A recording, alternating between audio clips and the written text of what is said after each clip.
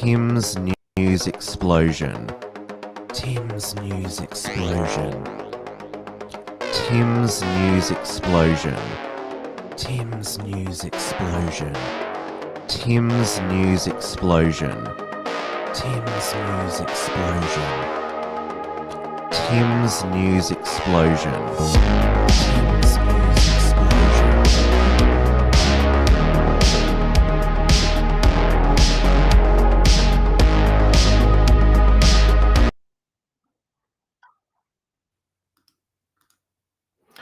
Hello everybody and welcome to this week's Tim's News Explosion on this Monday the 14th of April 2025. We are live on the Wilms Front YouTube channel, the Wilms Front Rumble channel, and on my X account. It is 8:30 p.m. here in Melbourne, Victoria, and the 2025 federal election is just 19 days away. Of course, the election date is the Saturday, the 3rd of March. I'll bring up the election calendar. So we've had last Thursday the close of nominations and then the declaration of candidates at midday. So it's all on the Australian Electoral Commission website, who the candidates are in your local electorate and for the Senate in your state or territory. And then we have early voting starting the day after Easter Monday on Tuesday, the 22nd of April. Now, I wish it was all over already. As the campaign progresses, the difference between the two major parties reduces. Where do I even start? Well, I should probably start with last Tuesday evening Sky News People's Forum. And now I watched it live. Now Sky News, it's a subscription television station, though if you're in regional Australia, you can watch it on Southern Cross. Though they did make, for the duration of the debate, they did make it available for free on Sky News Online. Now, watching at the first few questions, there was they were all in the left Albanese's favour, and this was Sky News and the Daily Telegraph People's Forum. And immediately after the debate, Ben English, the editor of the Daily Telegraph, said, I was starting to wonder about the composition of the undecided voters. And it was News Corp who picked the so-called 100 undecided voters, the panel selected by independent firm Q&A Market Research. And as the name suggests, it's actually the market research firm which determines the alleged political leanings of the Q&A, the audience on the ABC every Monday night. Does anyone still watch that? So Ray Hadley, who was on the panel afterwards on Sherry Markson's program, said that he was baffled and left questioning the objectivity of some of the voters on Wednesday. So this was before the poll of the undecided voters gave the debate to Anthony Albanese 44 to Peter Dutton's 35, with 21 remaining undecided. Now, this was in Western Sydney, which, despite there being a whole swag of seats that the coalition, the Liberals, are hoping to win here in Victoria because of the backlash, particularly against the Allan Labor government, they've been choosing to focus on Western Sydney. That's where also they had their campaign launch yesterday. We'll be getting to that shortly. But for those who missed some of the debate questions, these were two of the questions that went the most viral on social media in the immediate aftermath and the next day. My name is Preet. I live in St. George area, Kogra. Recent years, I've realized that whenever we have to go for medical visit, we have to pay doctors a gap fee, which is increasing every day. So it's very difficult with current cost of living crisis, every time paying extra gap fee. So I want to ask both of you, what's your plan? Do you want to increase Medicare funding so we won't have to pay extra gap fee? Or is there any way where we can stop doctors to charge us extra?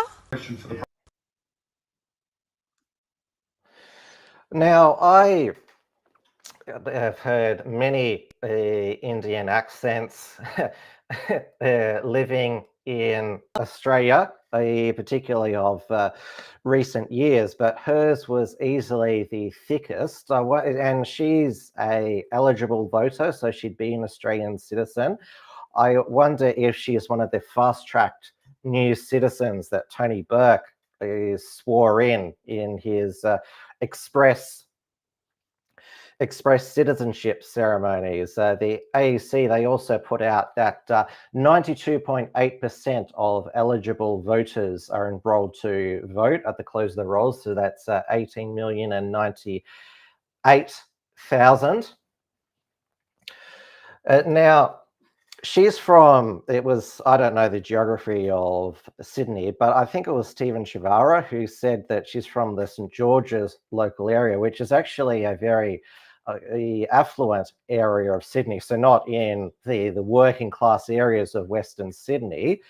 So she can afford to, I'm not sure if she's a homeowner or a renter there yet, she's complaining that of not getting free Medicare. And Anthony Albanese, the first thing he did was whip out his Medicare card in response to her question.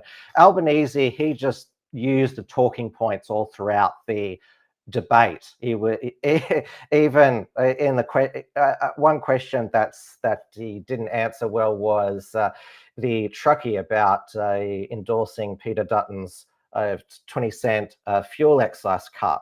And well, he asked Peter Dutton, why can't you make it permanent? Now, this is not Anthony Albanese's real Medicare card. It's just one that he has in his pocket, because obviously he doesn't want to give out his actual information for hackers to go and use. Apparently in the 26 campaign, during the first Mediscare campaign that Labor ran, Bill Shorten on the first day of the campaign actually used his own Medicare card. Danger Dan Andrews actually did this hilarious meme here. PM left race after using the wrong card during latest Mediscare campaign. The Qantas Chairman's Lounge, which his son also has as well.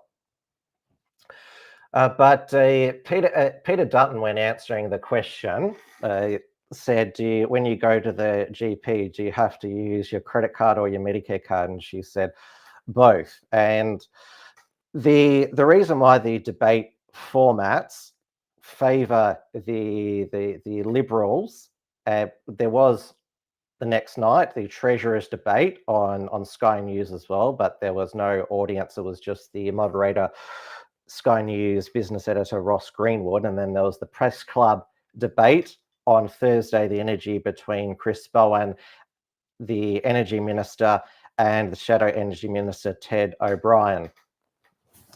So the Labor leaders and frontbenchers, they can get caught out easily, right, when they're asked questions and all they've got is their talking points. And it's the only opportunity that Dutton or his shadow ministers have to call out Labor lies to their face. I mean, Mediscare, it started in 2016. They've only had 9 years, the Liberal Party front bench and Liberal Party HQ to be able to counter Medi scare.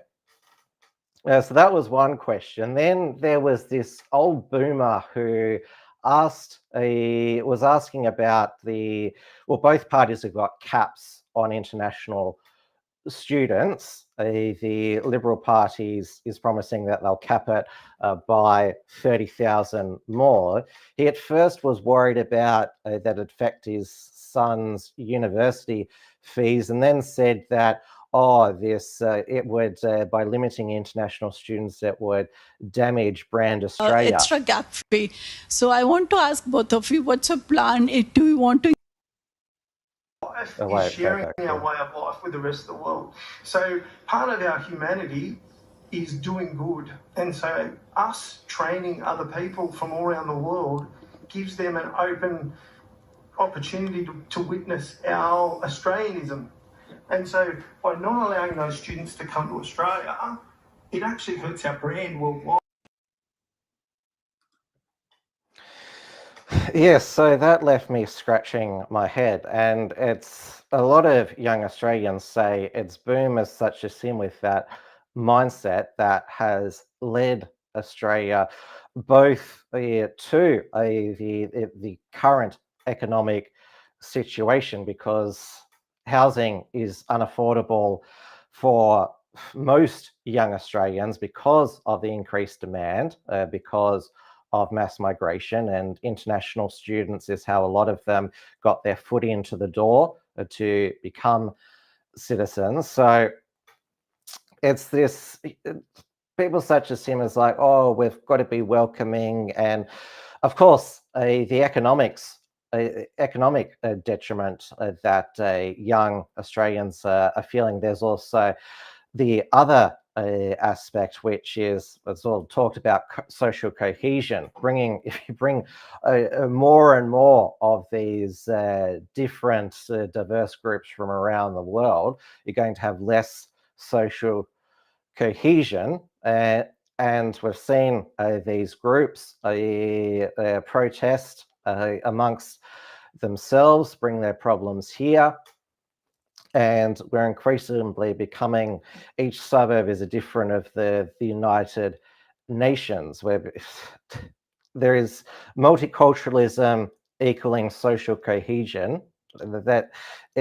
That's not happening. It's not working out. Multiculturalism equaling social cohesion. I've long said that multiculturalism, we need to abolish it in favour of a policy of Australianisation. Now, of course, they only let pre-approved, pre-screened so-called undecided voters into the debate. Well, we've seen how Anthony Albanese and Peter Dutton and their security detail deal with real Australians wanting to ask uncomfortable questions. So this was 9 News, its National Affairs editor, Andrew Probyn, outside the debate, and you'll see some working class Australians who were locked out of the debate, a video bombing Andrew Probyn's cross. And it's on spending that there was some considerable differences between Anthony Albanese, and it's an interesting difference. Anthony Albanese was talking positively about the spending that the government has done to support families in a cost of living crisis.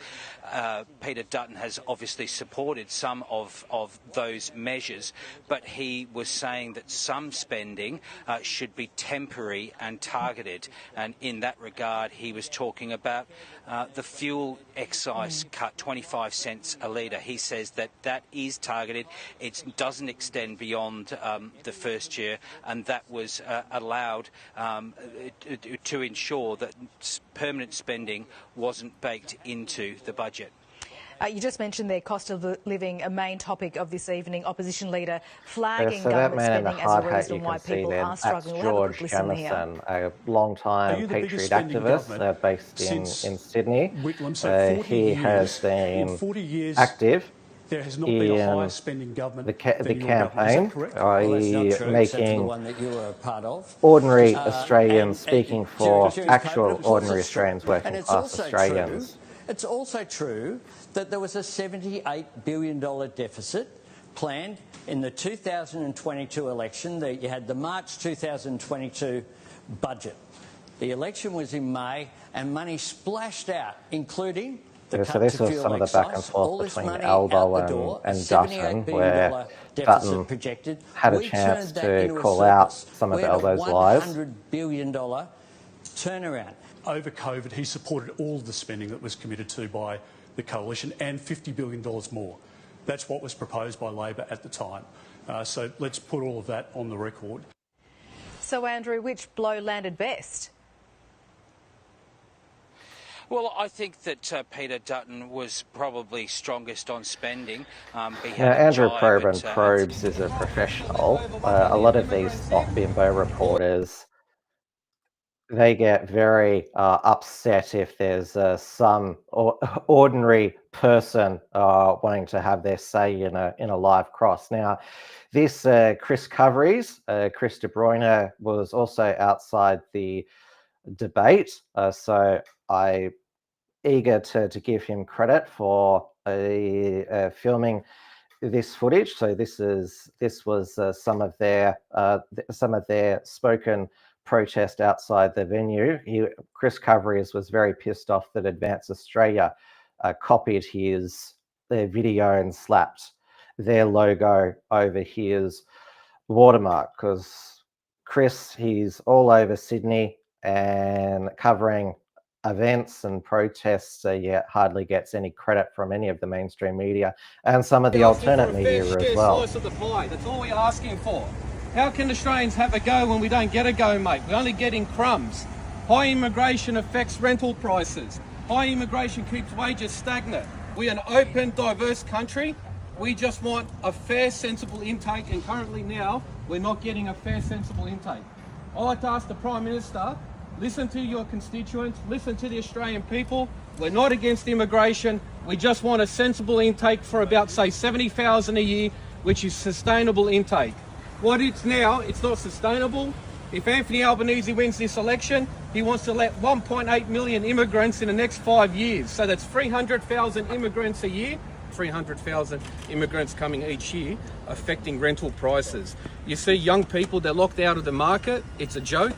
Australia is a pretty big land. We've got all the real estate in the world. Why is the average price of house in Sydney $1 million? We don't live in England. We don't live in Hong Kong. And a lot of the industries are going automation. The only people benefiting from immigration is the big multinationals, keeping wages stagnant. The only people benefiting from large immigrations are property developers with record high real estate prices. They're the ones benefiting us. We're not even getting crumbs, mate. All Australians want is a slice, decent slice of the pie. That's all they want. That's it.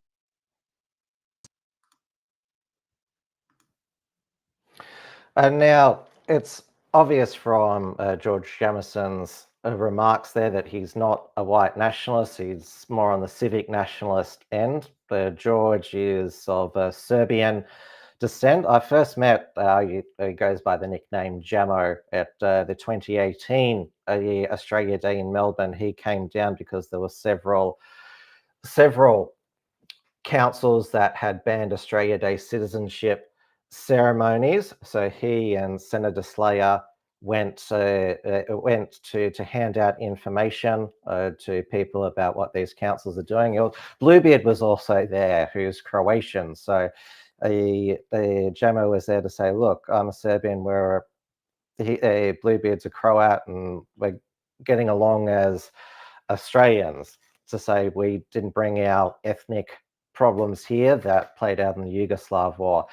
Now, before the debate, Peter Dutton, his father, Bruce Dutton, suffered a heart attack and was rushed to hospital. Now, it turned out that, because he's 80 years old, Bruce Dutton, but Peter Dutton didn't know the next day, it turned out that he's going to make a full recovery, although Peter Dutton didn't know that at the time. Now, Albanese and Dutton, they discussed it before the debate, and they agreed that it wouldn't be mentioned.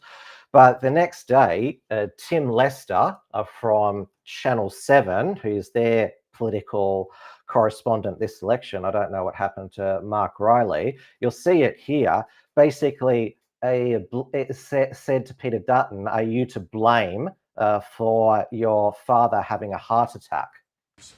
Great to know your dad is okay. Yeah.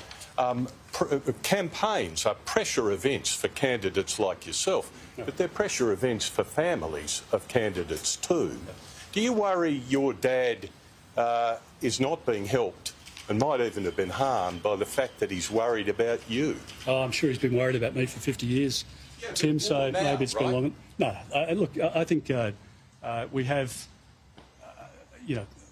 our families take a big toll in this business. There's no doubt about that. And our spouses, our kids, our parents, they all watch and they look on.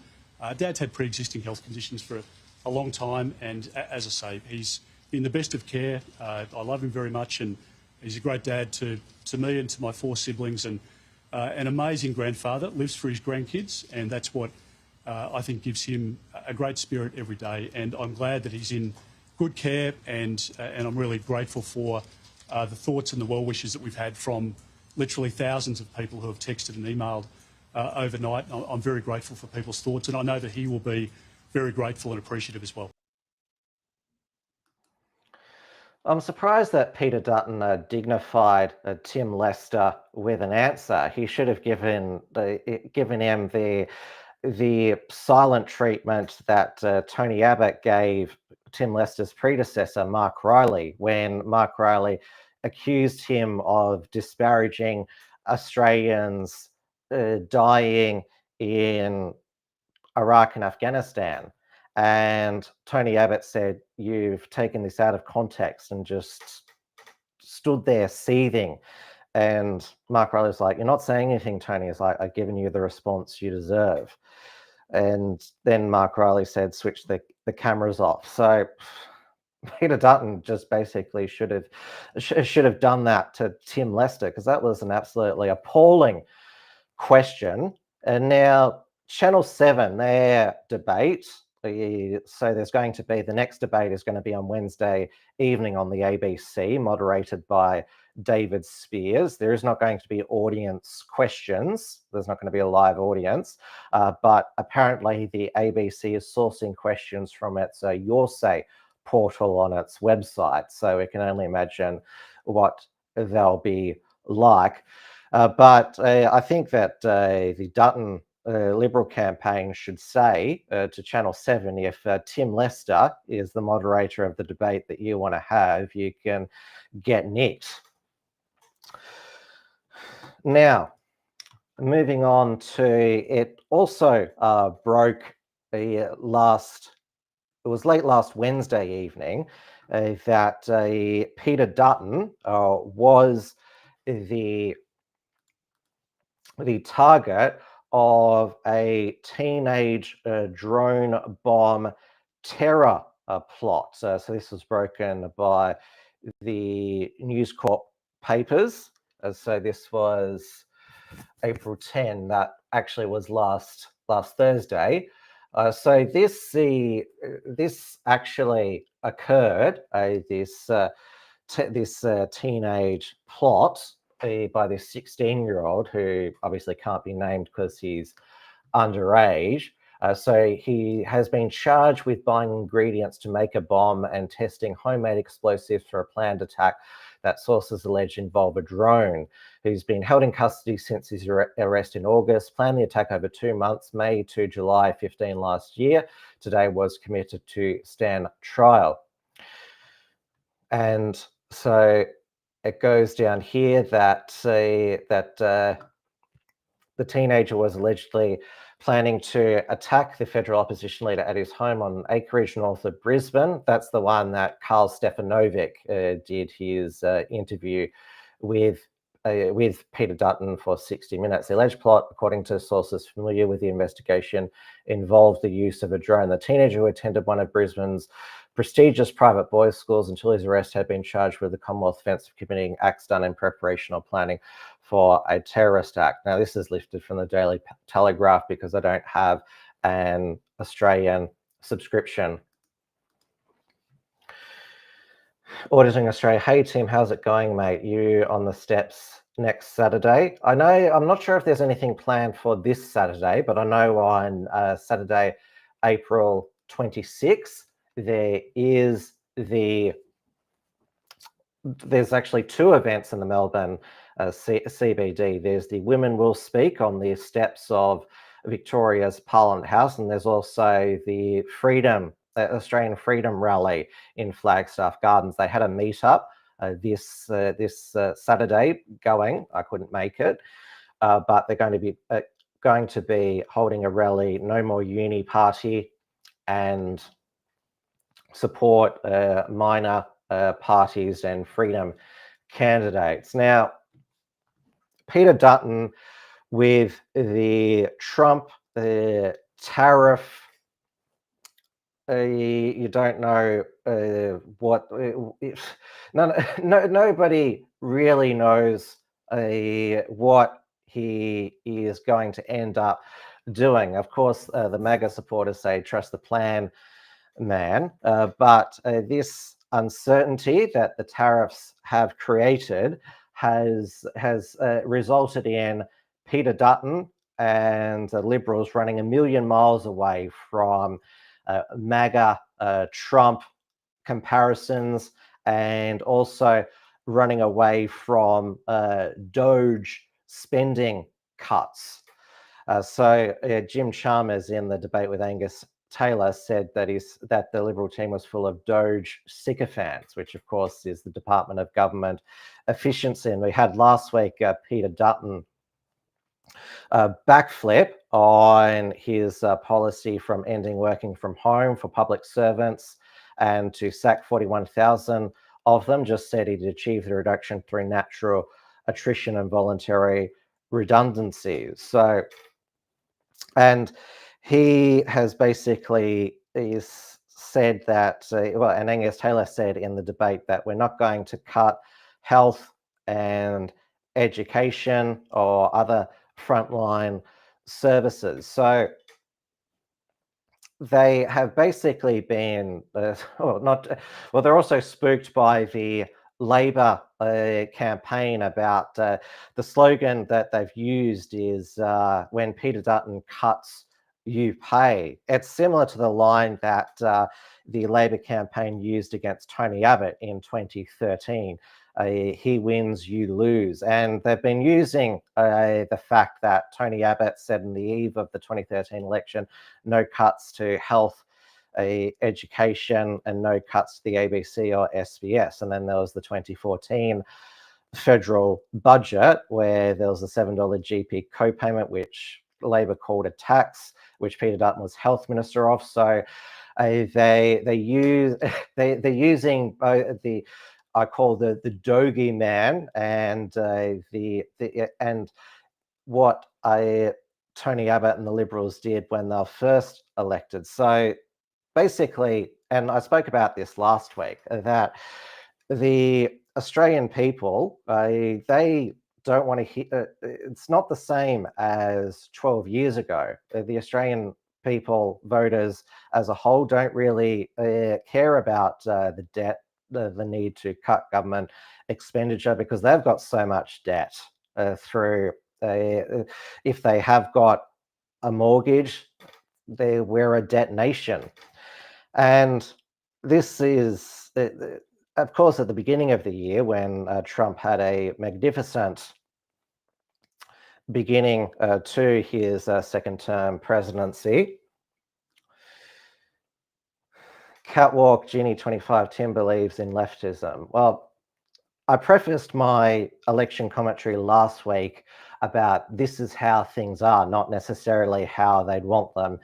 We'd want them to be. I mean, my personal opinion is that we need to take a Javier Milei style chainsaw to government spending, make really big cuts, particularly on the National Disability Insurance scam.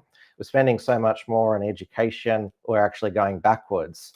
But the reality is that the Liberal campaign believe that them talking about cuts and appearing like they've got any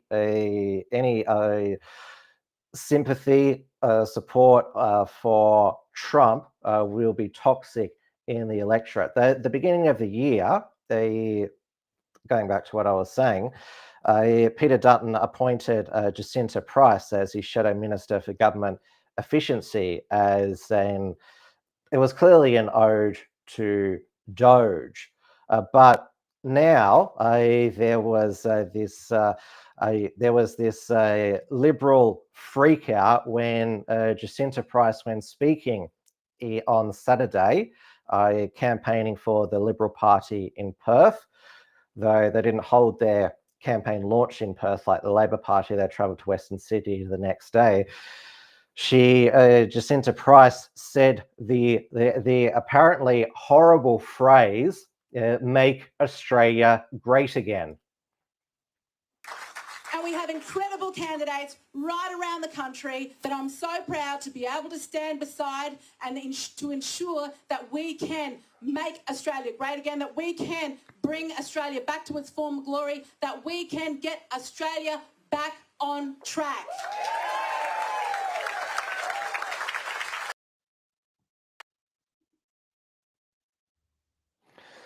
Yes, and this was another danger Dan Andrews meme, that far-left activist says make Australia great again is dumb idea as Australians enjoy being really poor. Now, Albo won't mention Trump by name, and he said we don't need to borrow from foreign political campaigns. Just come out and say that you believe that the Dutton Liberals are copying Trump and MAGA. And then there was this Christmas photo unearthed of Jacinta Price with her husband, Colin.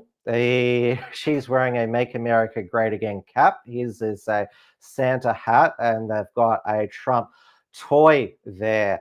The horror.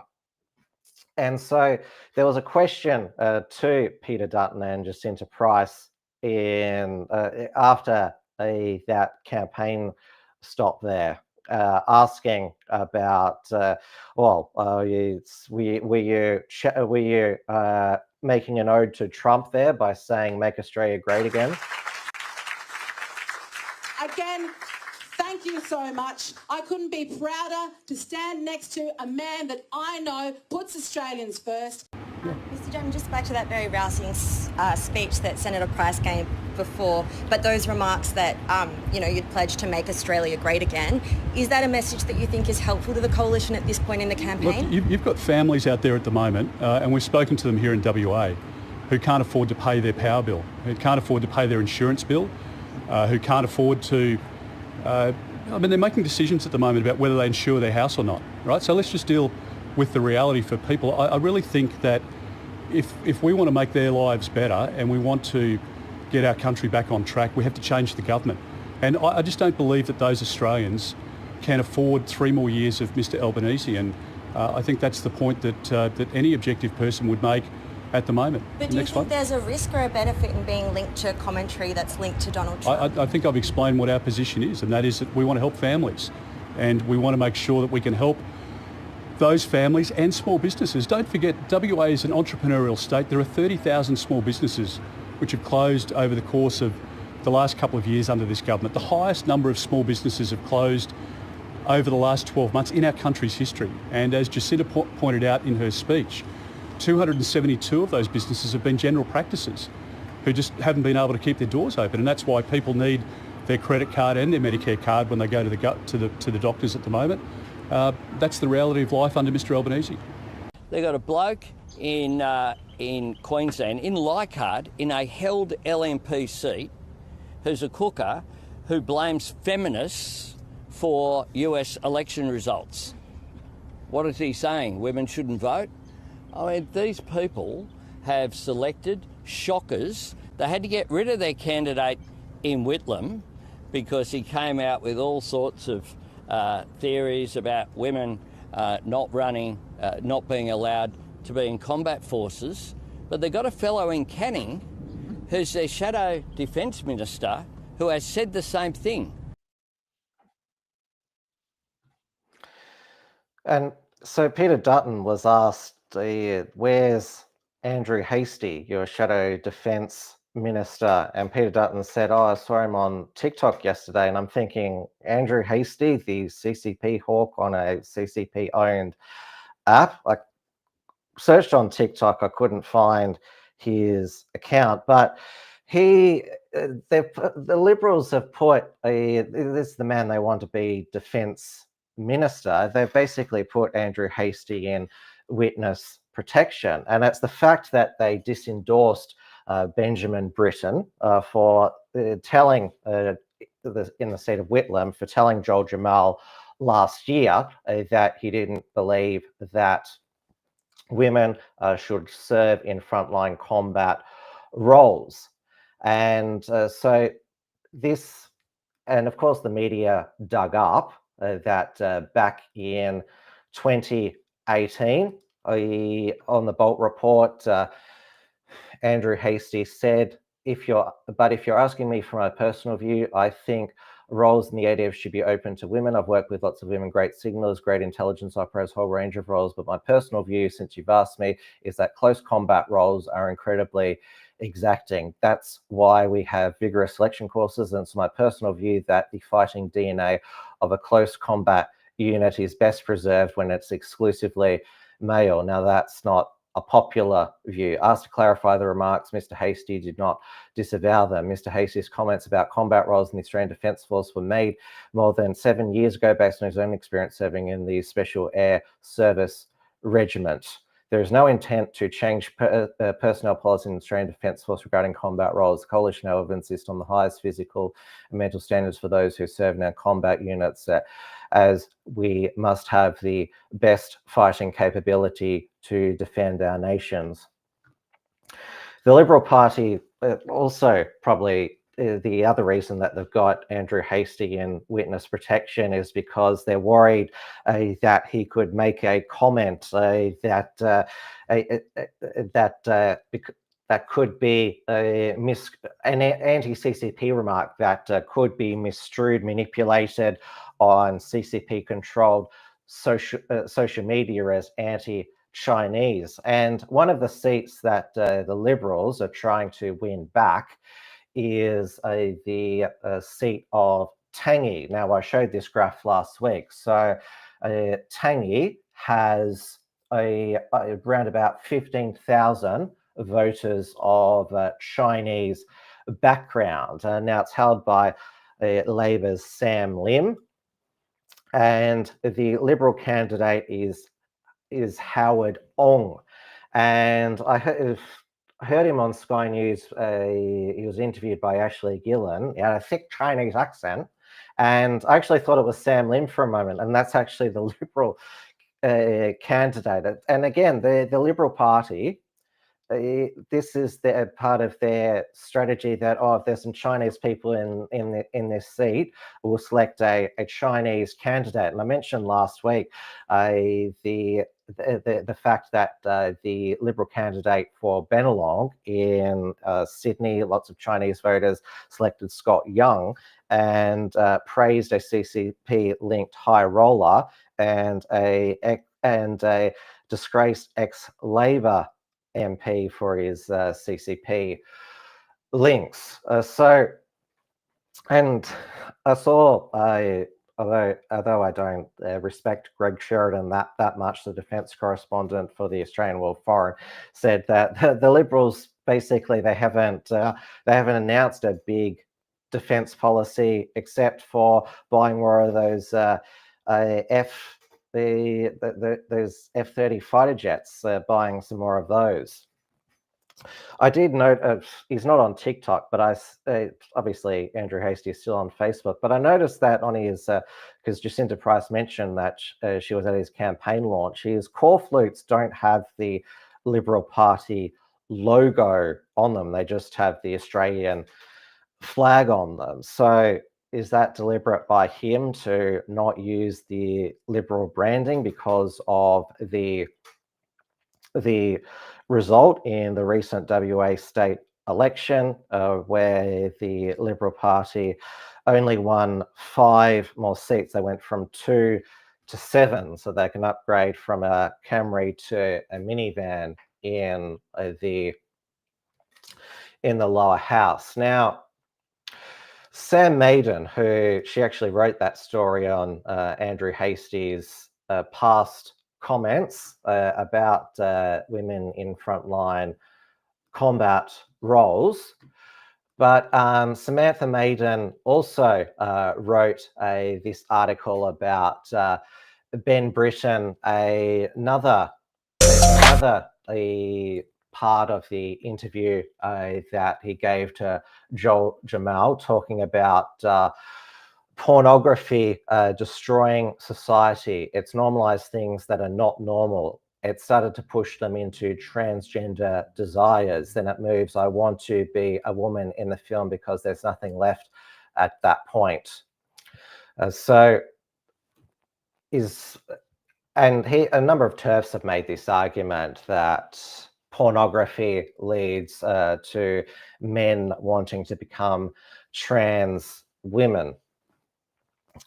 I haven't looked into that theory, but I do know that I sadly do know that trans pornography is very lucrative, as demonstrated by that stunt those two female porn stars did by putting the cucumbers, dildos in their underwear to pretend they were trans to get more attention. So yes, that is a fact there, that one of the most sort of that's why there is a number of transgenders who do porn, because they can earn so much money, because there's so many of these tranny chasers. Now, Anthony Albanese, he also mentioned in his rant against cooker candidates, the Liberal candidate for the seat of Leichhardt, which the incumbent, Warren Entsch, is retiring. So he has unreservedly apologised, Jeremy Neal, for posts that he made. And they also had a go at him because at his campaign launch, some volunteers wore Trump-inspired hats that said, "MAGA, make elbow go away." The now deleted posts revealed by the Courier Mail include criticisms of COVID-19 restrictions. Well, that proves that he's normal. And blaming feminists for Trump's election defeat in 2020. Feminists helped kick Trump out, only to ruin 19 million women's lives in Afghanistan under Biden. In November 2020, he labelled China a grub of a country in response to an incident where the Chinese foreign ministry spokesman posted a fake picture that depicted an Australian soldier murdering an Afghan child. He also called for Americans to vote for Trump and keep us all safe. So his apology was, I share Peter Dutton's concerns over President Trump's tariffs, particularly the impact they'll have on our local beef industry. The posting questions, which have long been deleted, were poorly worded, and I unreservedly apologise for them. The majority of these were posted in the midst of the COVID pandemic, when I was working on the front line as paramedic, attending some extremely traumatic incidents in my community. These experiences have had a profound impact on me at the time.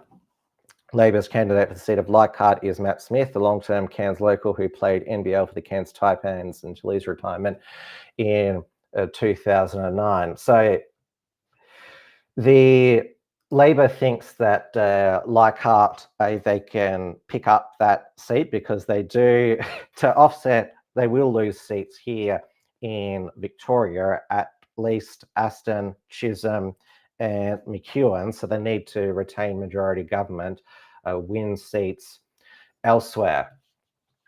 Now, as I mentioned, both campaigns had their launches. The Labor Party in Perth, because Albanese wants to retain all of the seats that he won in Perth at the 2022 federal election. And I don't know why Peter Dutton didn't launch his campaign here in Victoria, again, Western Sydney, which seats are they hoping to win in Western Sydney? I mean, they hold Lindsay.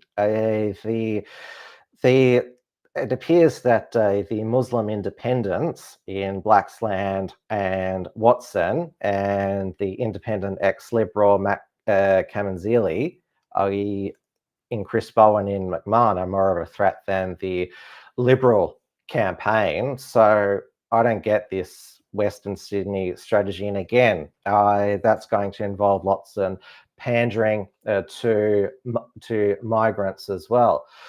But the Spendathon commitments, because basically the election has turned into a spendathon. The Liberals yesterday threw out the rest of their fiscal responsible credibility out the window. Both major parties announced huge spending in housing and through not tax reform or tax cuts, but through basically offering lump sum off your taxes. So going to the Labor spending commitments first. So their housing policy aimed at first home buyers was a 5% deposit. The federal government would go guarantor for lenders' mortgage insurance. So I'm sure that's not going to increase house prices by increasing demand and making banks lend more than they normally would. It could be a subprime mortgage crisis like there was in 2008. That's how that all got started.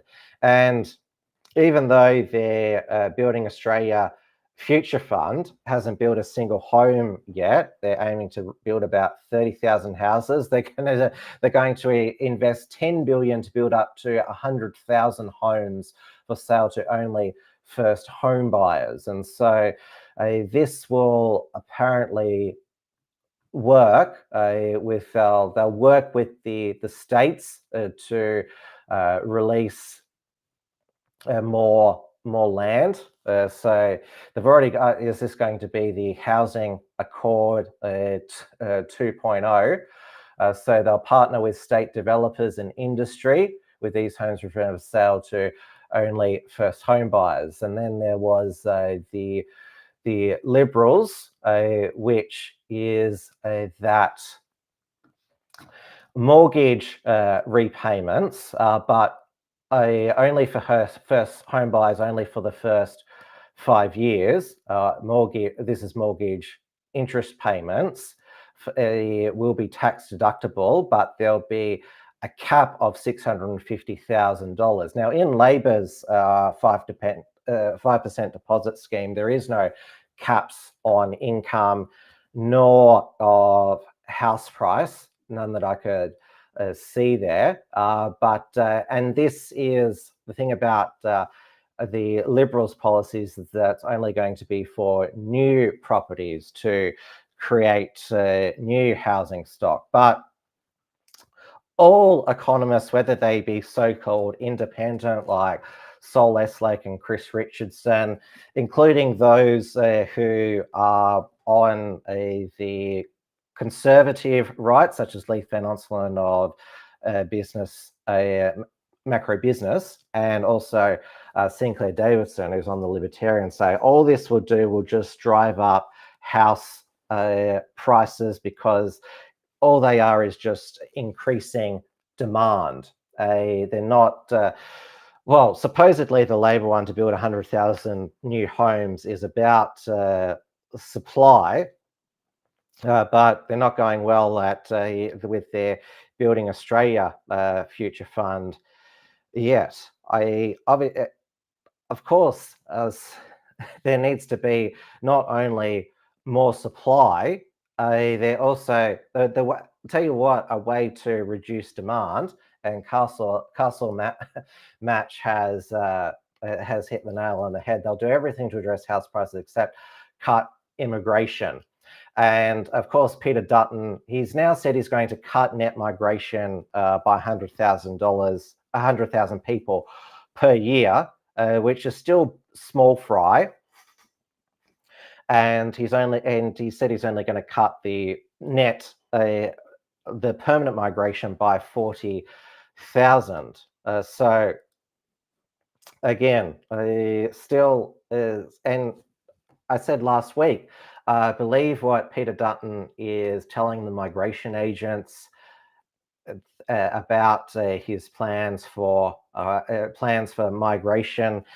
Believe that, not because we've seen Labor completely overshoot their migration targets, more people coming into Australia. So I don't think that I don't have much faith that Peter Dutton would be any similar. And then we had the Labor tax promise, so that you will be able to get a $1,000 instant tax deduction from 2026, 2027. It's only available for workers. So if your average deductions for when you lodge your tax return are less than $1,000, then you can just deduct $1,000 from your taxable income with no receipts. But if you want to claim more than $1,000, you have to provide receipts. While the Liberal coalition, they have promised again, this is a one-off, like their fuel discount excise 25% off. So the policy will see eligible Australians up to $144,000 receive up to $1,200 in tax relief when they lock their tax returns for the upcoming financial year. So this is called the cost of living tax offset to more than 10 million taxpayers. So it's similar to Scott Morrison's low and middle income earners tax offset, which was ended by the Albanese government. So again, another recycled Morrison policy. Of course, I would like to see permanent lower taxes. How about a permanent tax cut as the equivalent of $1,200? That would go much better, because again, it's Peter Dutton and Angus Taylor, Shadow Treasurer. They are just offering these one-off measures, though they have opened it up to extending it. So yes, who knows if there'll be even more spending, but we're turning into, I think I'll tell you how we are turning into the United States. Both the Republicans and Democrats do not care about paying down the $37 trillion debt. So we're at $1 trillion, almost, a decade of deficits. And it's Donald Trump. He has no plan to balance the budget. DOGE is just tinkering around the edges. Pete Hegseth was bragging about $1 trillion defense budget. So I feel that we're going down that road, and we don't have the benefit of being the world's reserve currency. Now, because the Liberals, the coalition, are basically Me Tooing the Labor Party when it comes to health and tax and housing. The only real difference is with energy, and also the fact that Liberals will end welcome to countries and only stand in front of one flag. It's not surprising that the coalition primary vote is absolutely collapsing in the polls. It is they are bleeding votes to minor parties, particularly One Nation, which is still the go-to party for a lot of non-engaged nationalists. So they're at 8%.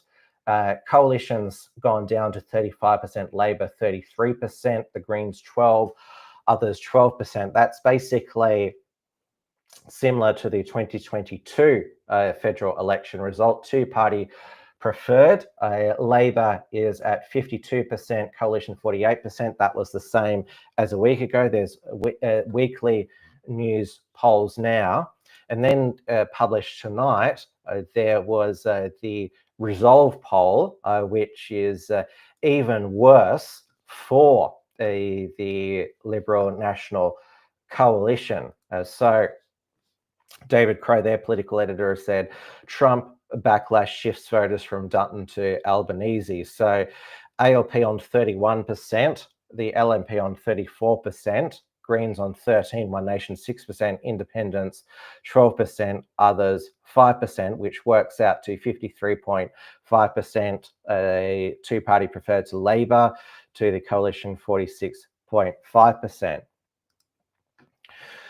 Now, of course, I don't blame that a lot of conservatives, libertarian nationalists are going away from the coalition. And now the argument you'll hear from some Liberal and National shills not voting for minor parties on the right. Now, I'm not going to tell you how to vote because then I'd have to carry an authorization. I just want you to be as informed as possible. Cut through all the bullshit from the two major parties, because particularly the Liberal policies, they are trying to play you for fools by making it sound this is great, but they're not really going to do much.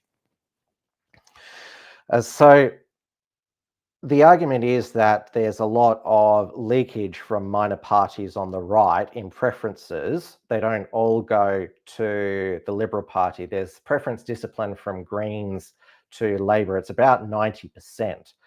But of course, you control your preferences. You don't have to follow a how to vote card. I'm sure that most people who are conservative, libertarians and nationalists will probably still put the Liberals or Nationals before Labor and the Greens and the Victorian Socialists. But yes, unless, to use an AFL analogy, unless the coalition, they're going to be like the Brisbane Lions, who, well, they're my team. For the past, in most of our games, we haven't turned up until the second half, where we've got in front and won the game. That's how they're going to do a Brisbane Lions, the Liberals, because Albanese, he hasn't made a slip up. He could make a slip up in the debates. He's very disciplined, unlike last campaign where he had a shocker. And, well, Peter Dutton, he's also being let down by his team. The Liberal social media accounts, some of the stuff they're pumping out is just, oh, it's so cringe. Did anyone hear this Liberal diss track, Leaving Labor? I'll play this and you let me know in the comments if you want you to stop. This was on their SoundCloud.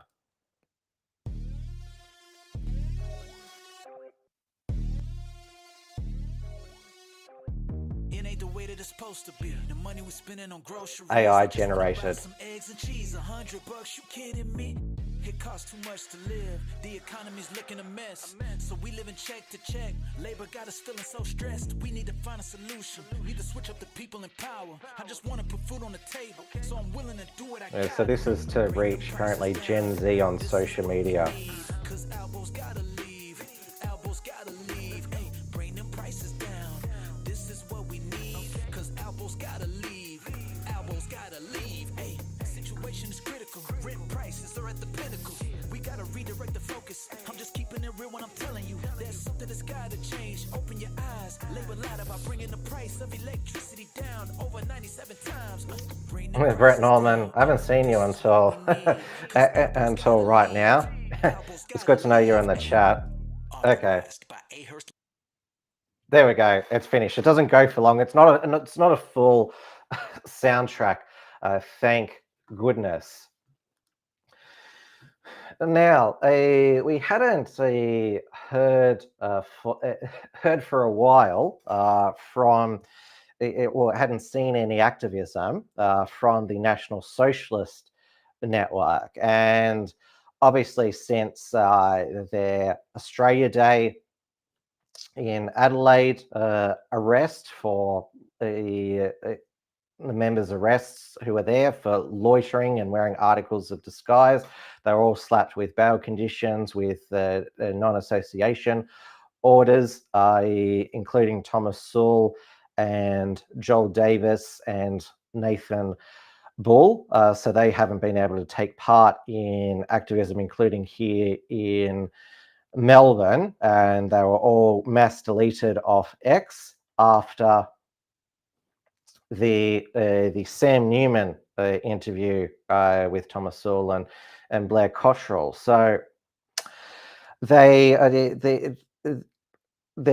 had two separate court appearances last week, which made the news. One was Joel Davis and Thomas Sewell. They failed to get the bail conditions altered to be able to associate with each other for political purposes. They have announced that they're going to be creating a political party.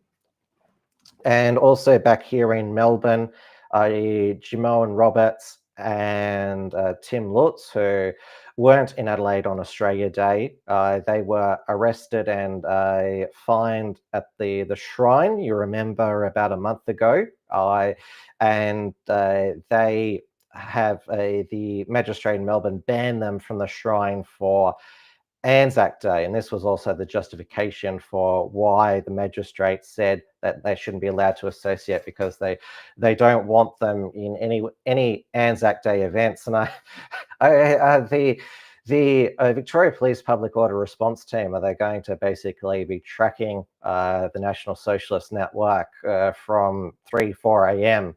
On Anzac Day to make sure they don't get anywhere near the Shrine? A prominent neo-Nazi boss arrested in Adelaide's CBD on Australia Day has declared he wants to enter politics. Thomas Sewell's lawyer told a magistrate it's his constitutional right, and any attempt to stop him would be an abomination. Neo-Nazi activists in full voice on Australia Day. We'll sing Matilda, we'll sing Matilda. Their leader, Thomas Sewell, taken into custody. Today, a stunning admission. He and his National Socialist Network co-accused Joel Davis intend to form a political party. It would seem to be a political organisation, and it's an abomination in this country that we are seeking to ban or criminalise a legitimate political ideology. The pair appeared via telephone link in a failed bid to have removed what they say are draconian bail conditions, preventing them from associating with their members. We do have a constitutional issue here. Their right to political communication is clearly being infringed. The prosecutor said the non-association order was sought for good reason, to stop mass gatherings like the one on Australia Day, and there were serious concerns about disruptions to the upcoming Anzac Day events. The magistrate agreed. I do have a real fear of a risk of reoffending by Mr. Sewell. He is a leader of a white supremacist group. I fear for victims. Fear for victims? What victims? They were walking on Australia Day in the Adelaide CBD. Both men intend to contest the charges. A trial date will be set at the next hearing in May. Deanna Williams, 7 News. We've just left the Melbourne Magistrates Court. We're accused of assembling at the Shrine of Remembrance. We were there to pay respects to the people that fought and died for our country. This is an obvious breach of our rights. This is political policing and pre-crime at its most egregious. It's a simple case of political persecution. Both of us have ancestors that have fought and watched their brothers die in these wars. And they're telling us that we're not allowed to attend a shrine to our ancestors. Yet every brown, yellow and multicoloured person that comes off a boat is allowed to attend these shrines. We intend to contest these charges and take it as far as it needs to go.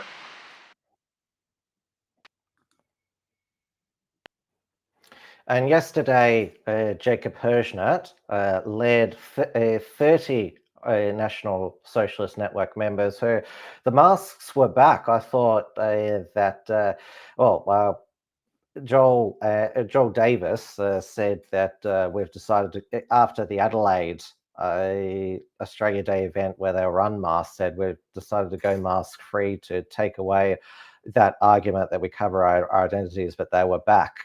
The masks yesterday. So Jacob Hirschnert led the rally as the only unmasked man. He is actually the leader of the National Socialist Network. He was at the National Workers Alliance event on Australia Day, as was Jim-Owen Roberts, so they weren't in Adelaide.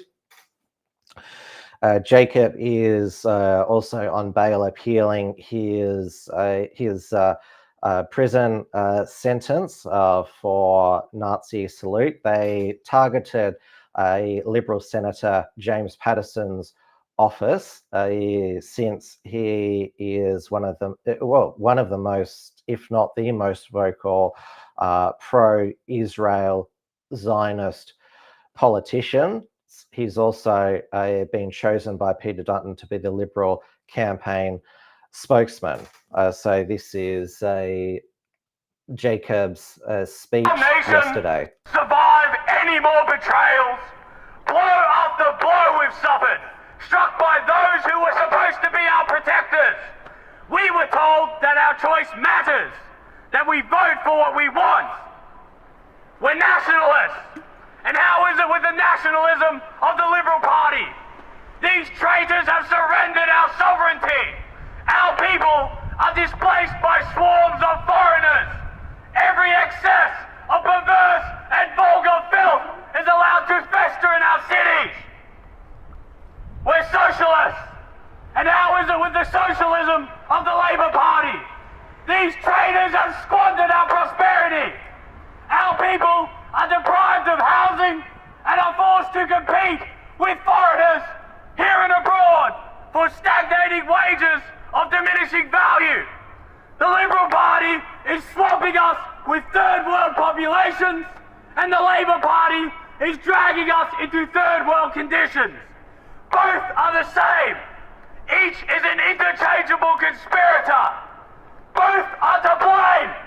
Each is equally guilty. And these criminals laugh as they immiserate our people. They are traitors. They'll never listen to us. They'll never reform themselves. They think we're too stupid to see through their lies. Henceforth, we cannot permit ourselves to cheer one against the other, to judge the lesser of the two evils, to make useful idiots of ourselves. Smite them all. They give our nation nothing, and we, in return, must meet them with nothing. Let them go without our money, without our time, without our votes, and let that be an immediate indication to the traitors that they shall not go unpunished. White man! White man! White man! White man! White man! White man! Australia for the white man! The rest must go! Australia for the white man! The rest must go!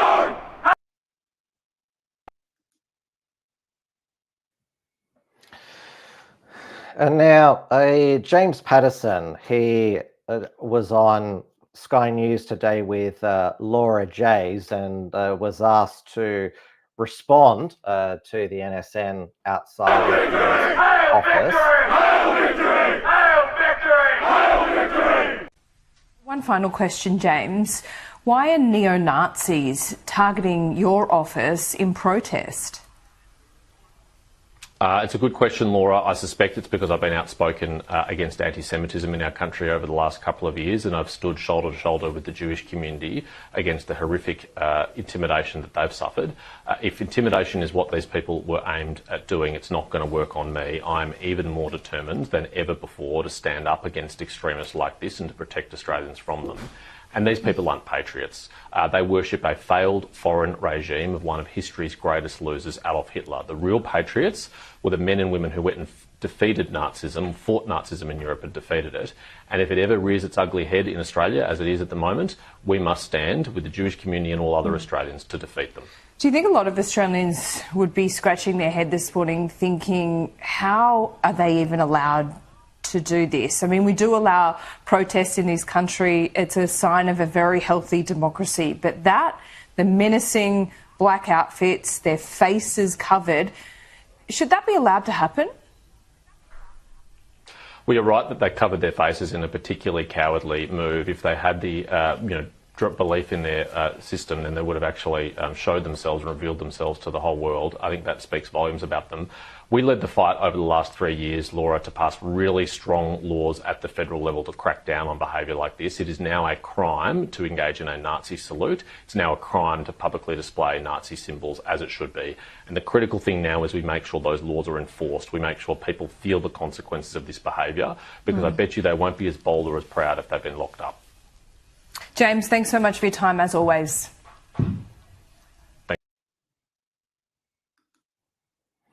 There you go, James Patterson. They're basically saying if they are identified, then they should be. It was basically. Well, I didn't see any Nazi salutes or Nazi symbols there, but you heard James Patterson at the end there saying they won't be so proud if they're locked up. And Julian Leeser, who is a Jewish Liberal MP, was on Sharon Markson just before, also stated the same. Well, he said that the Liberal Party was proud to pass these mandatory prison sentences against Nazi salutes and the Nazi symbols. Now, of course, I agree with the Libertarians, who I'll make it clear again. I do not support National Socialism or the National Socialist Network, but the fact that creating all of these laws to make a National Socialism illegal, all it does is feed into the NSN's narrative that they have to silence us. They can't counter our arguments, and they tell us that we live in a liberal democracy with free speech. Of course, they wouldn't govern. If they got power, they wouldn't govern in the same way. But said,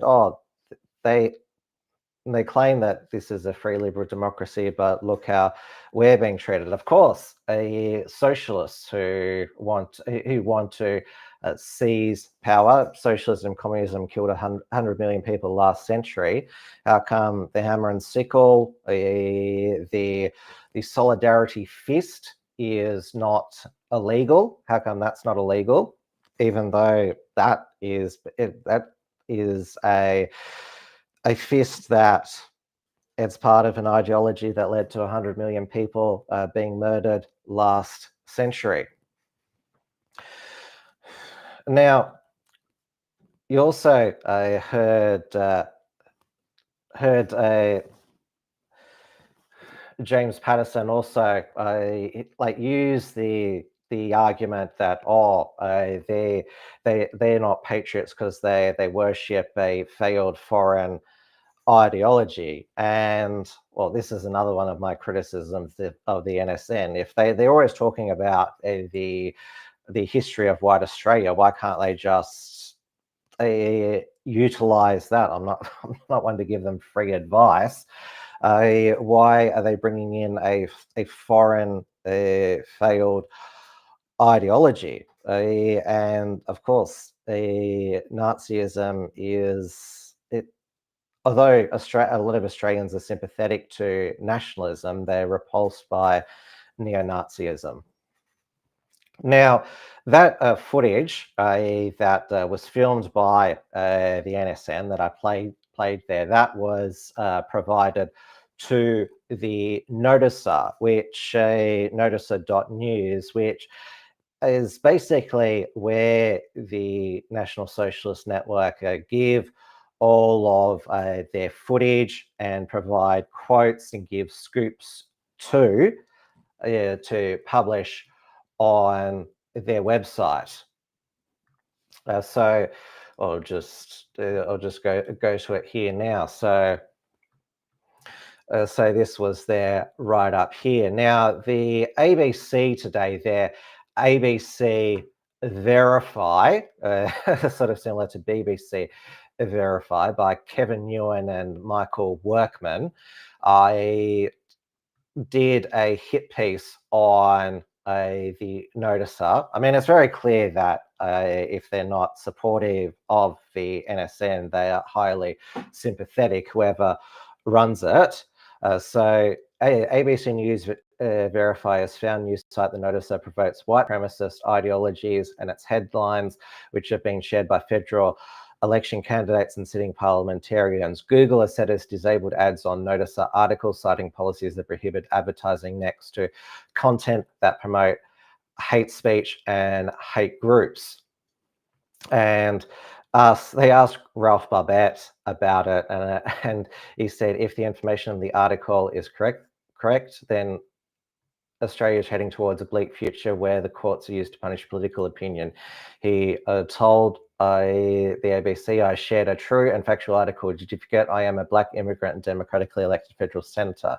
And Tom Sewell still wants to deport Ralph Barbette, and also mentions that Sue Ellen Wrightson of Trumpeter Patriots, Lyle Shelton, Family First candidates from One Nation Libertarian Party have shared the website's content, including Craig Kelly. So they quoted some far-right extremism experts. Jordan McSweeney, I'd never heard of him, from the University of Canberra, said those were designed to continually attract new audiences and insert its more extremist ideologies into the national discourse. A lot of the Noticer's content is curated to mask the far-right nature of its website. Well, it is part of the white nationalist ecosystem, along with the economic zone formerly known as Australia. A lot of the articles talk about migrant, non-white crimes, and also mentions that Joel Davis has authored opinion pieces, as had David Hiscock, who republishes some of his XYZ articles on the Noticer. Now, this article, it seems to have, it's not going to deter a lot of nationalists on X from sharing the Noticer, although I have seen that David Limbrick has sort of taken a stand making sure that libertarians don't share the Noticer. It's aimed at getting Google to demonetize the Noticer. That's what I think this expose is about, putting pressure on Google, and also I think nudge the feds to kick the Noticer off X, like the NSN were a month ago. Now, the Noticer, they didn't publish on their website. They did publish the questions they sent to the Noticer. Researchers determined the Noticer is a white supremacist publication that has positioned itself to become more palatable to a mainstream audience. We found several racist, hateful undertones for the Noticer's content. And who is running and financing the Noticer? Our research suggests the NSN members, including David Hiscock, are involved in the creation of the operation of the Noticer. Far-right experts have told us the Noticer appears to be deliberately underplaying its white supremacist content. They have also suggested members of white supremacy movements are coordinating with the Noticer and using its propaganda arm.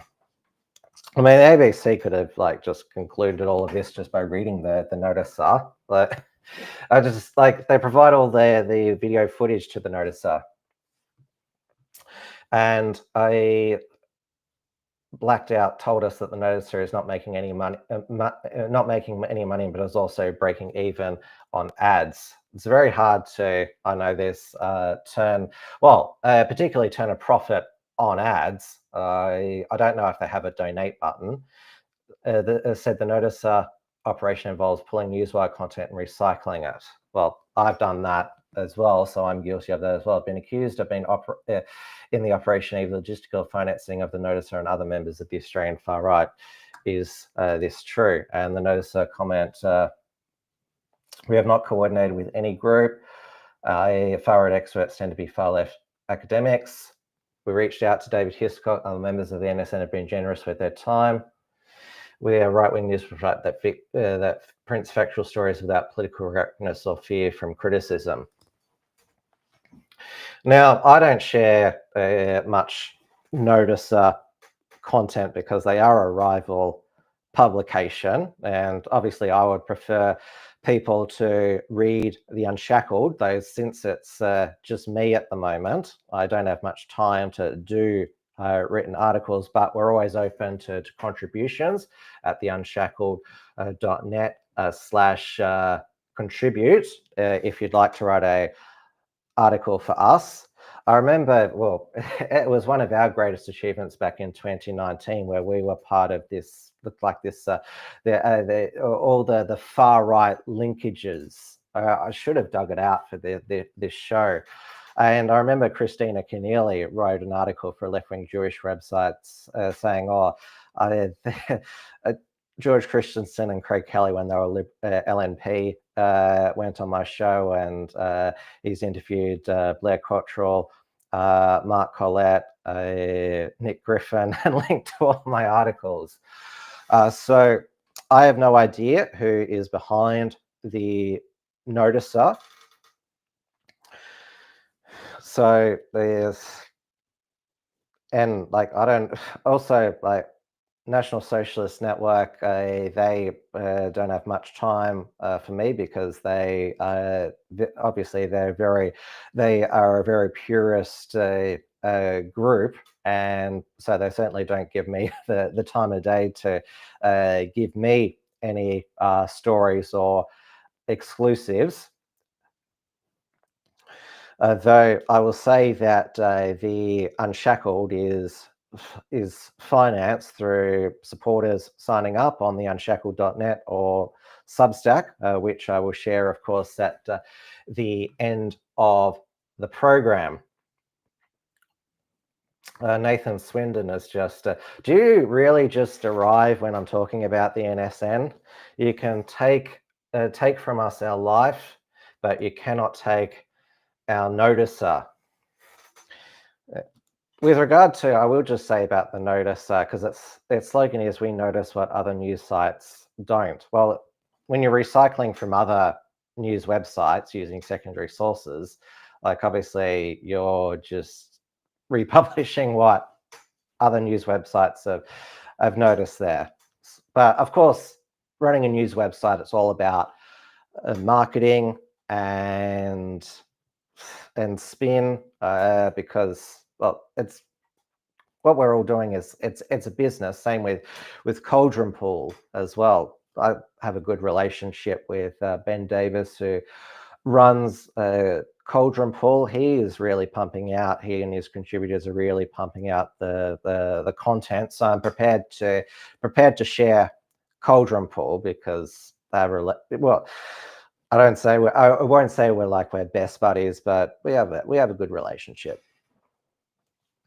Now, moving on to some other federal election news. Now, I don't know if it was the National Socialist Network who were behind these posters that were aimed at the Labor MP for Bruce, Julian Hill. So hung all around his electorate on Friday morning, there was a poster that said, because I think he used to be married to a woman, Julian Hill, because he has a child. LGBT plus means more to Julian Hill than you, the people. And there was also dropped from an overpass another banner. I think I've got it here.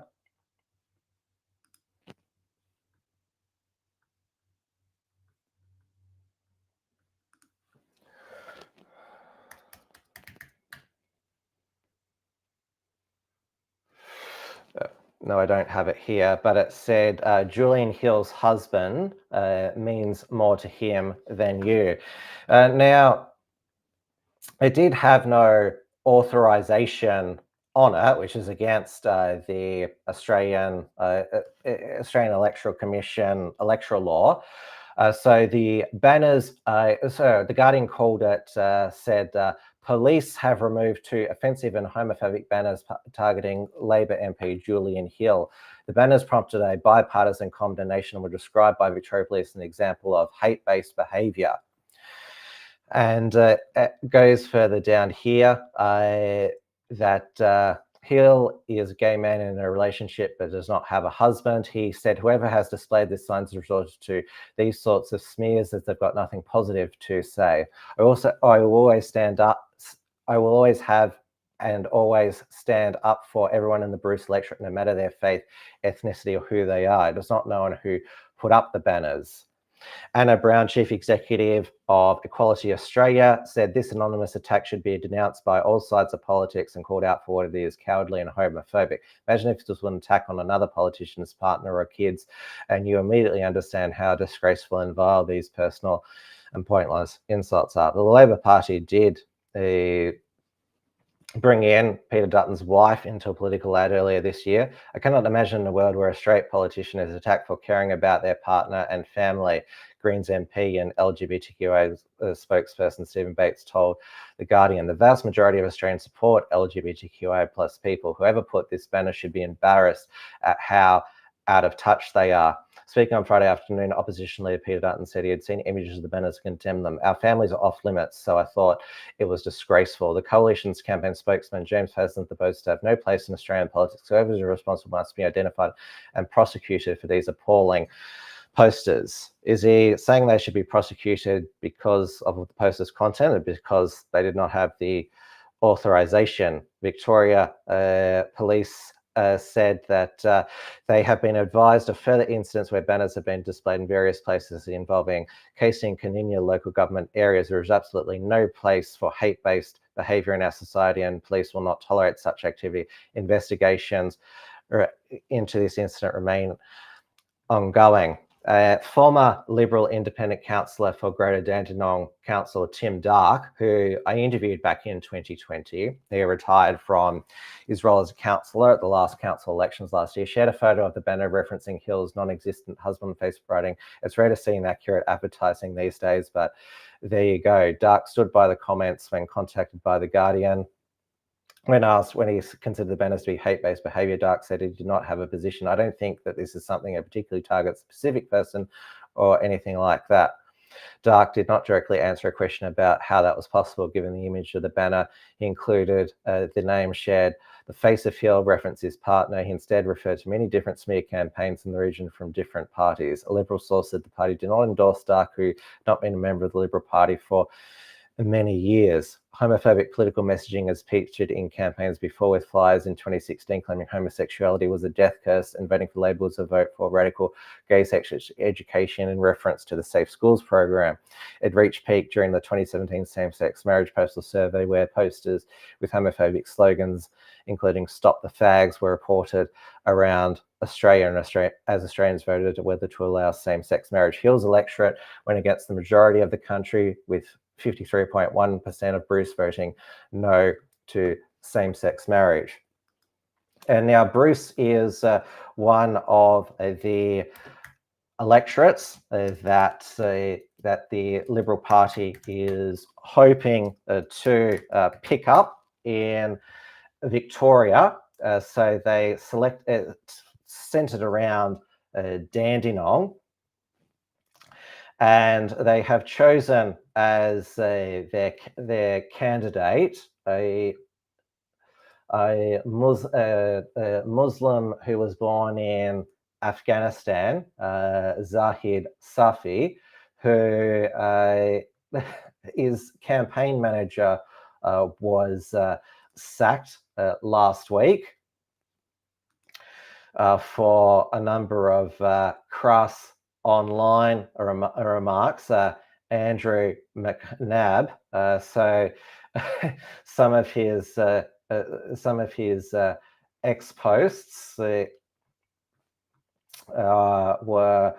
quite colourful. They included calling a woman on X leftist bitch, ugly cow, fuck off you old dinosaur, long life, get stuck you overweight grub, clearly need to stick your tampons in your mouth to stop the shit running out. Which is, of course, that's some of what some people will say on X, but of course the Liberal Party, of course, very risk averse, sacked him. Now, another flyer that has been going around with no authorization is that says it's time to fund gender affirming surgery through Medicare. Labor and Greens are our only hope, and features this really ugly old fat trans woman, which looks like John Goodman in a wig. And if it could be a false flag. And like, why would you choose to represent transgenderism? A person who looks like John Goodman wearing a wig. So, well, it'll be harder for the AEC to trace that fly put into people's letterboxes, but those were big posters that were hung in Dandenong. So the police will probably end up tracking down where the printer's from, and who knows what kind of charges they will throw at them. Now, the Liberal candidates, they are sending the Australian Christian lobby.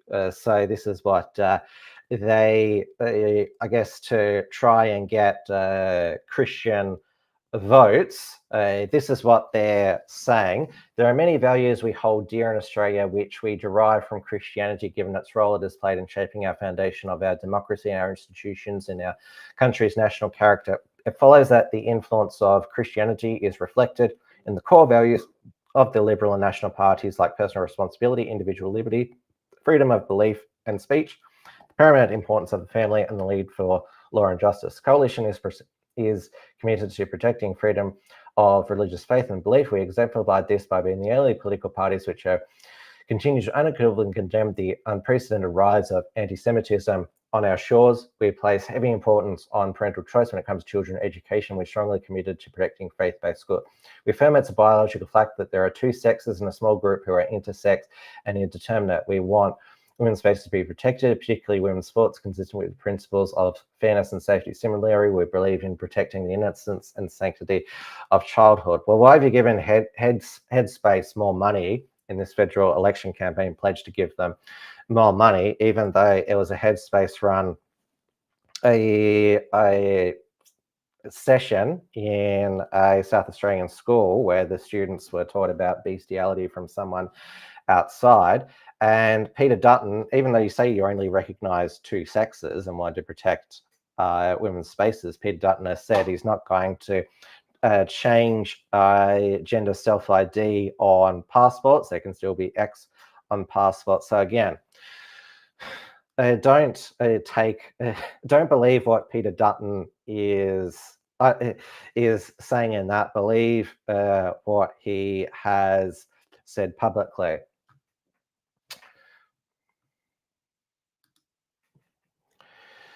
Nathan Swinton says, yo, post the Sky News clip of James Patterson somewhere. I will do that. I did find it on X. I found it from a pro-Jewish account, actually. So I will post it myself. Now, the Trump tariffs. So because not because there was a market meltdown, but because there was a meltdown in the US Treasury bond market, which threatened the United States' status as the global reserve currency. Trump blinked on the reciprocal tariff, so he suspended for 90 days all of the reciprocal tariffs above 10%, so there will be baseline 10%, except for the countries that didn't retaliate, so except China. So the tariff war with China, it got to, so the US tariff on China is now 125%. The Chinese tariff on the USA is 145%. Now, although they're both like China and Trump are beating their chests, they're messing with people's lives and livelihoods. But it's interesting, lobbying from the tech bros in Trump's administration, and I think that's why they wanted a seat at the table, is we're able to exempt, able to get an exemption from chips, semiconductors, iPhones, and other electronics. They're apparently just going to have a 20% fentanyl tariff. So this is what Trump posted here. Nobody is getting off the hook for the unfair trade balances and non-monetary trade barriers that other countries have used against, especially not China, which by far treats us the worst. There's no tariff exception announced on Friday. These products are subject to existing 20% fentanyl tariffs, and they are just moving a different tariff bucket. The fake news knows this and refuses to report it. We are taking a look at semiconductors and the whole electronic supply chain in the upcoming national security tariff investigation.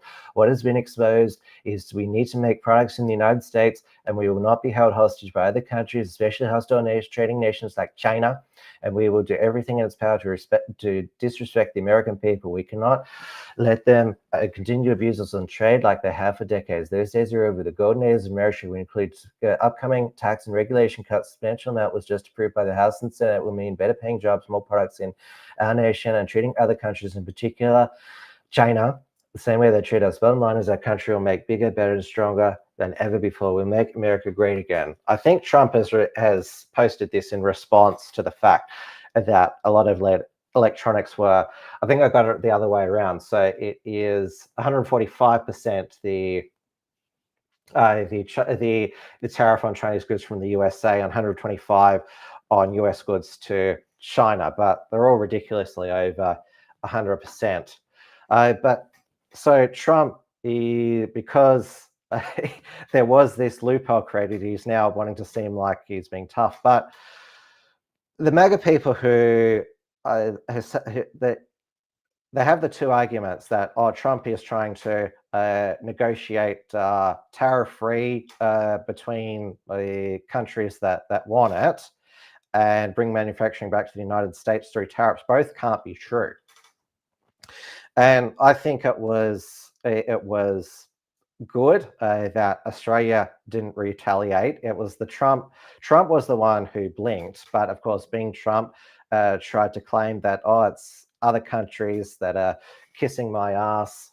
But he did admit later on that he blinked because the markets were being yippy, and there was also Elon Musk going full out against Peter Navarro, his trade advisor, calling him as dumb as a sack of rocks or bricks. It was one of those things. In the history of our country. And don't let some of these politicians go around saying, because I'm telling you, these countries are calling us up, kissing my ass. They are dying to make a deal. Please, please, sir, make a deal.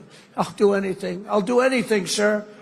And then I'll see some rebel Republican, some guy that wants to grandstand, say, I think that Congress should take over negotiations. Let me tell you, you don't negotiate like I negotiate.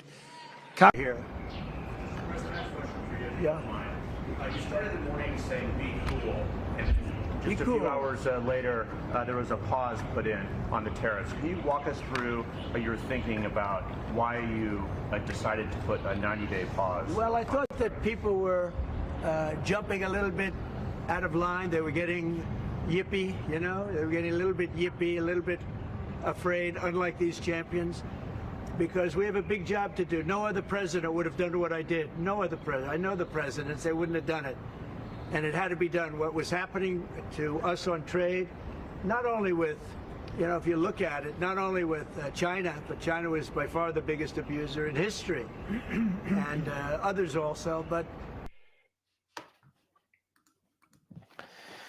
Now, Trump, as I said, he's trying to spin his back down as a win that, you know, trust the plan, man. But as I previously explained, these tariffs are going to be taxes on American consumers.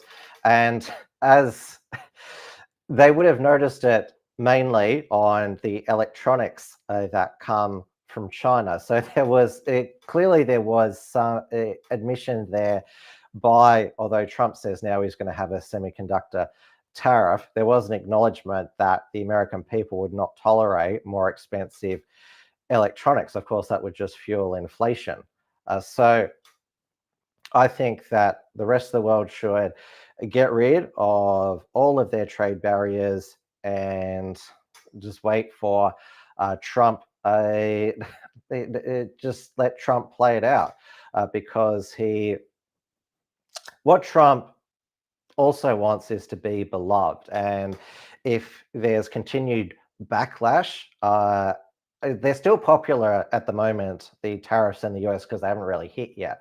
But if if the economy continue, if he allowed the market volatility to continue, then it would feed down to the greater economy there. So at the end of the day, Trump, he still wants to be in a situation where he can claim that I'm making America great again, and I'm getting a good deal for you, and I'm totally respected.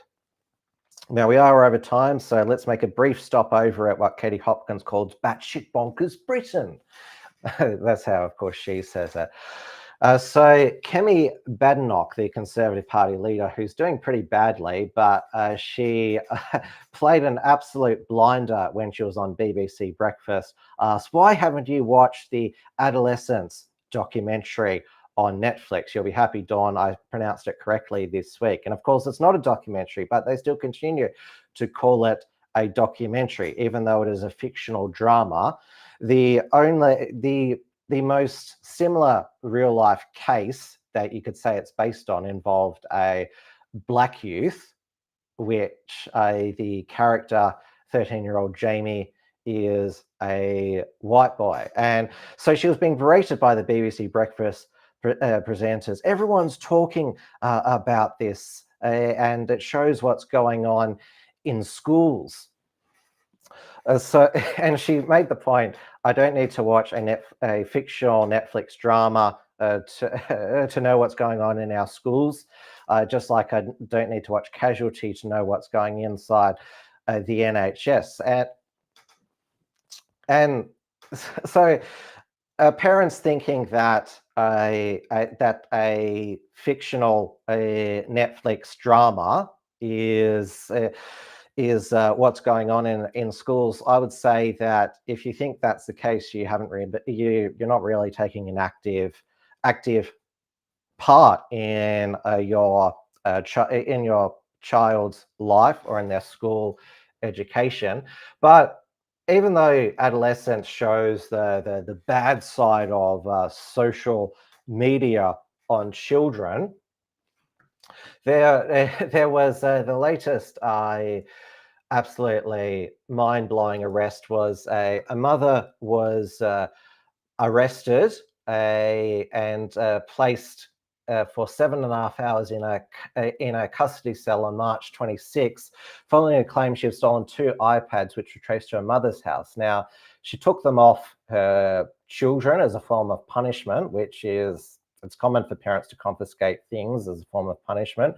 And so the it sounds like it could be, because it says here a man reported them missing to police and the geo-tracking was traced to a mother's house. So there could be some sort of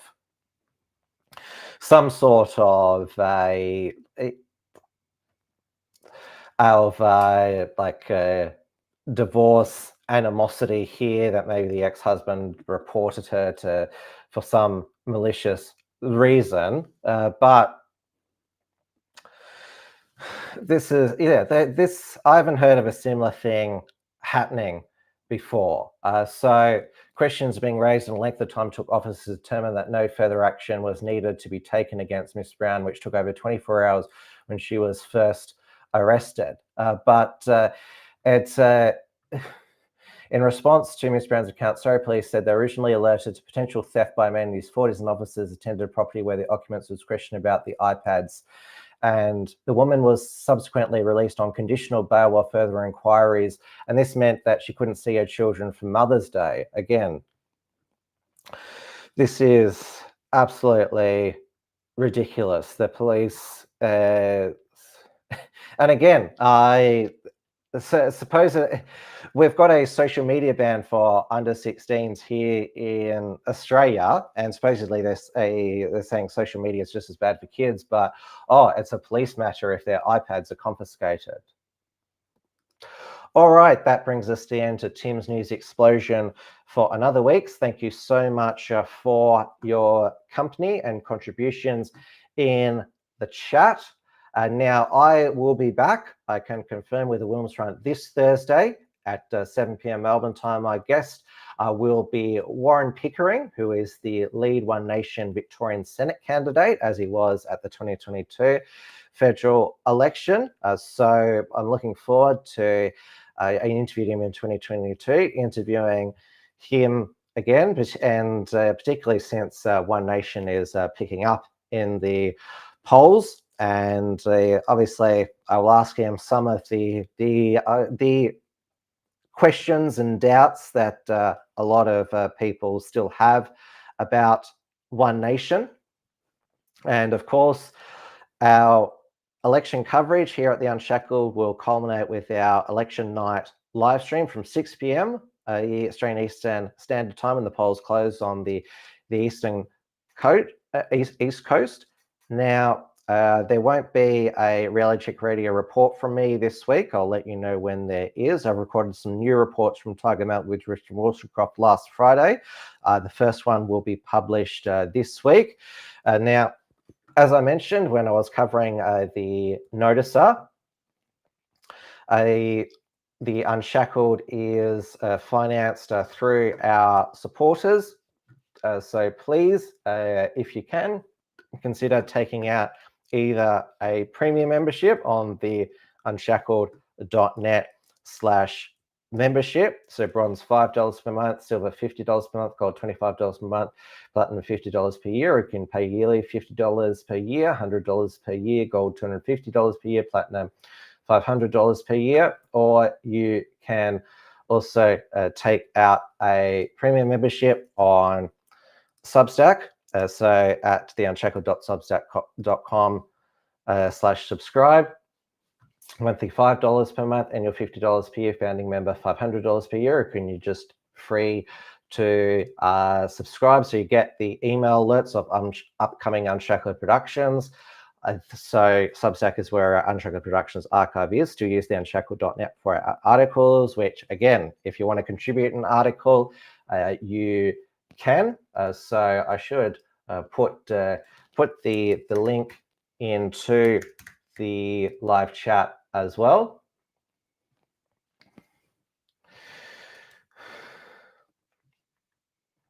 So actually can't find no,